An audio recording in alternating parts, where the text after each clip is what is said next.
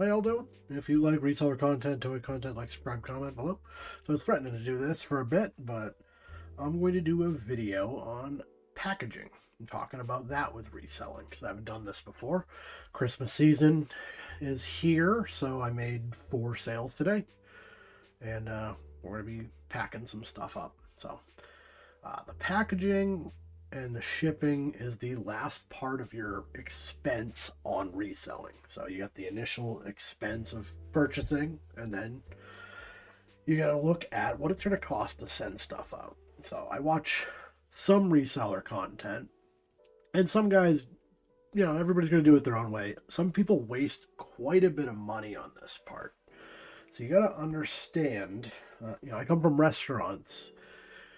And the big thing with restaurants is a lot of 1, 2, 3 cent decisions done over and over and over again end up being like $700,000 decisions at the end of a year. And when you have many 1 to 3 cent decisions, that can affect your overall budget quite a bit.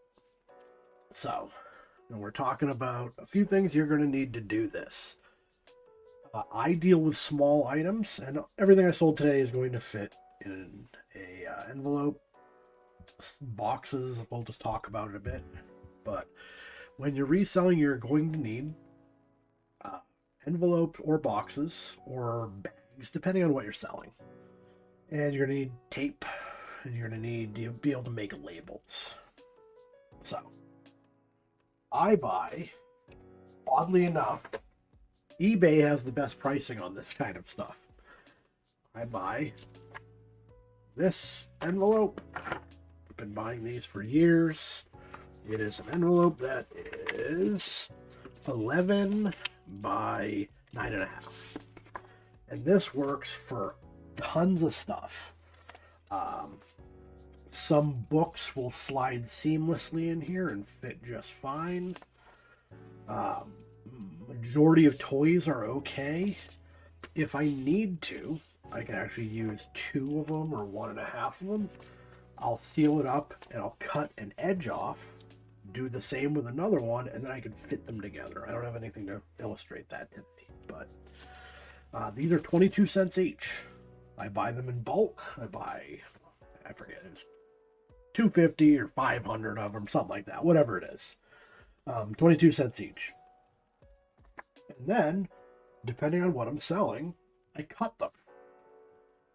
So I cut them in half. I cut them in quarters. That knocks it down to 11 cents. It knocks it down to 5.5 cents. Tape, same thing. I use a lot of tape. I buy tape on eBay. I buy huge rolls of it, 32 rolls of tape, whatever. It lasts me for half a year.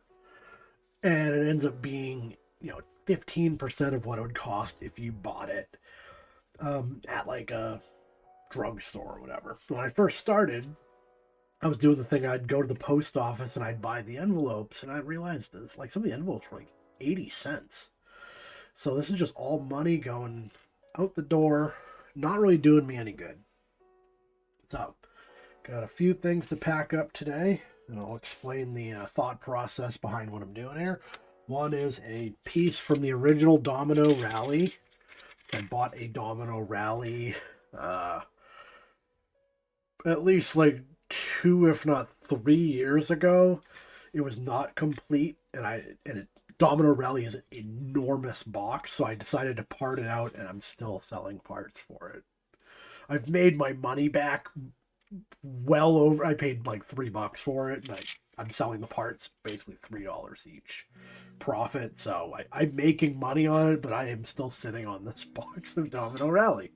So I'm going to put it in a full-sized one of my envelopes. Now, what I do is I kind of assess what's going to happen to this when you ship. So the cool thing with packages is they tend not to get harmed. I'll often send even stuff that you would normally box in a package because you can't stack packages very well. Boxes, however, will be stacked, And if you put something that's a little fragile in a box, it can get crushed more often than if it's in this. Now, I've been doing this a long time. I've got, I don't even know, like probably 1,200 sales. I've had one breakage ever. So, I think my system's pretty good. But, so this is an older toy, and the plastic's pretty thin. I'm going to imagine it's going to be in here. And what's going to happen to it, it's going to get tossed around a little bit. Because it's an older toy, and because it has these moving parts, I'm also going to wrap it.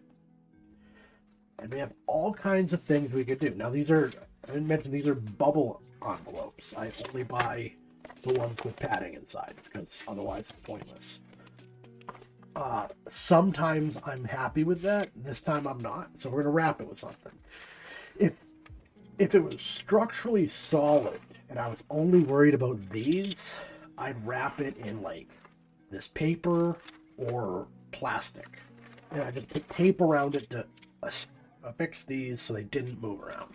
But I'm really kind of worried about the structure of it. If it got thrown, it would possibly break, like these strut pieces. You could bend them with your fingers. They're not very strong. So we're going in like bubble wraps. So you have little bubbles for things that are kind of intricate. I've got big bubbles for bigger stuff. I've got huge sheets of bubble wrap. You got things like these airbags that you sometimes get. And, of course, traditional packing peanut. Now, we don't need any of that. I'm just going to do another layer of this. I'll stick this in here. I get packing stuff. That's the other thing is, like, please don't buy stuff like this. If you look around, you can find boxes anywhere. Like, people pay good money to get rid of these things. It's like pallets. Like, there's a company that will remove your pallets. There's companies that sell pallets. There's people that burn pallets. It's like, just ask. You got a convenience store, you know, a couple doors down from where you live. Just go and be like, yo, do you have any boxes? They have them. They'll give them to you to not be bothered with them. You know, stuff like this. If you buy anything, you're going to get it. So, just keep some around. So, kind of a weird shape, but I just cut as much as I'm going to need. You know, the other part of this is if this were to get broken, you're more likely to not have somebody have a shitty review for your eBay if you actually tried to keep it from breaking and it broke. Yeah, they're going to want a refund, and yeah, they're entitled to it. But they're not going to be like, you hack-ass motherfucker, you broke this stuff. So, that's part of it, and this doesn't cost anything. Just a little bit of tape in this envelope, so we're at 22 cents to ship this. Now we're going to look at weight. So the magic number is 4 ounces. I want to be 4 ounces. I don't want to be 5 ounces. This is 3.7, so that is good.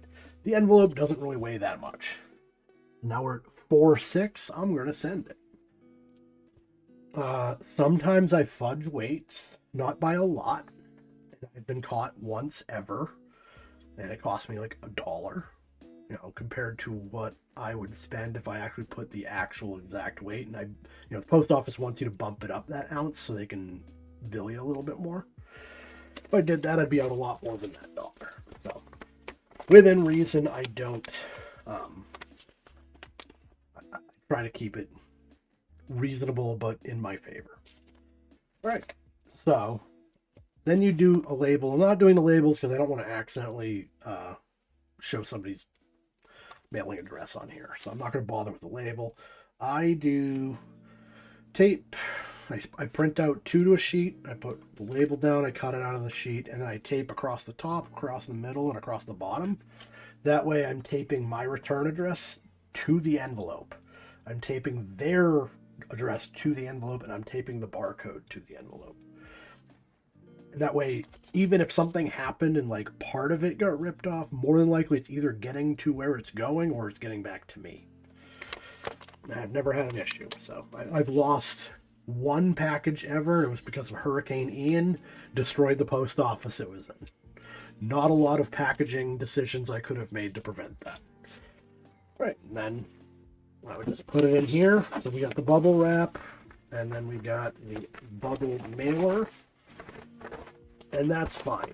Nothing's going to happen to this, you know, unless. And I don't go overboard on this because in the, you know, typical mail handling situation, it's going to be fine. If somebody wants to destroy this, they will destroy it. There's no amount of packaging I could do to stop somebody who's angry that they got hired on to work over the holidays and they're there at 2 o'clock in the morning and they jump up and down on this thing. It's going to be broken. I couldn't have stopped that. So I don't sweat it. Then I put the effort into packaging it. If this were to be broken, I would refund it, and they would, more than likely, the buyer would be like, "Yeah, okay, you tried, and you know somebody ran over it. What are we gonna do?" So I'll set that aside so I can finish it up. All right, then I got a really small. I never showed this, but I acquired a whole bunch of plumbing supplies for free, and they're not very exciting, so I didn't bother listing. So what I need is an envelope that's very small. So I could throw it in the big one, about 22 cents. I just need one that's the same size as the label. And a quarter of one of those envelopes is actually exactly right. So that's going to be that. So, again, I'm not going to actually put the label on. But what I would do is I would put the label on and I'd tape across here, leave a little opening so I can throw this guy in. Then I'd tape that center, and I'd go once around the edges and it's fine. Not going to get ruined. It's going to travel swiftly. So that will be okay. And it was only 5 cents and a little bit of tape. So then we got yeah, I did a video with this guy, the Iron Fist guy. Just sold him. So, looking at this, is he going to arrive at his destination intact? Probably. But I don't like these arms. This is kind of a pain point here. Now, because of what it is, we know the arms come off. So what I'm going to do, I'm going to put the arms here and here. I'm going to get a sandwich bag. They use a lot of sandwich bags for shipping and storage. Anytime I do a lot, let's say I'm going to separate these into a lot. This is how I store them, so I can always find the 5 horses or dogs, whatever it is that we're doing. I put in the sandwich bag. You get some of the air out, but air is good for it. And then I'm going to put a little tape around it. And that's just going to hold this stuff in place. So, like, the other thing is some of these might be sharp. Like this claw could conceivably pop out of the bag and whip the thing, and then we're going to have a problem. So, what I'm going to do is I also have this other one that I got to ship. I seal the envelope. I cut it in half.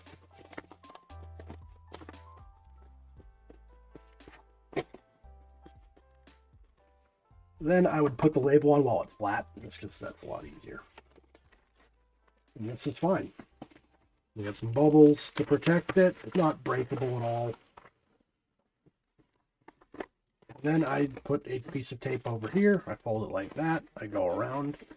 And then I kind of figure out, like, if I'm happy with it. If I could feel something pressing against the inside of this, and I'm afraid it's going to break, I'll put another piece of tape around that area. That way, if it tries to punch through, it's not going to go through the tape. This dude, this guy from Power Rangers. It's actually an expensive figure. I don't remember if I was making videos when I got this guy, but he sold for 25 bucks. Vintage Power Ranger, and he's got this weapon, so I want to make sure this travels well. I'm going to take it out of his hand. You can see it's bent. It's been bent forever. And again, we got a sandwich bag, and sandwich bags are pennies. You know, if you buy them in bulk, maybe a penny. And you got to have them at your home anyways for snacks for the kids and all that. So.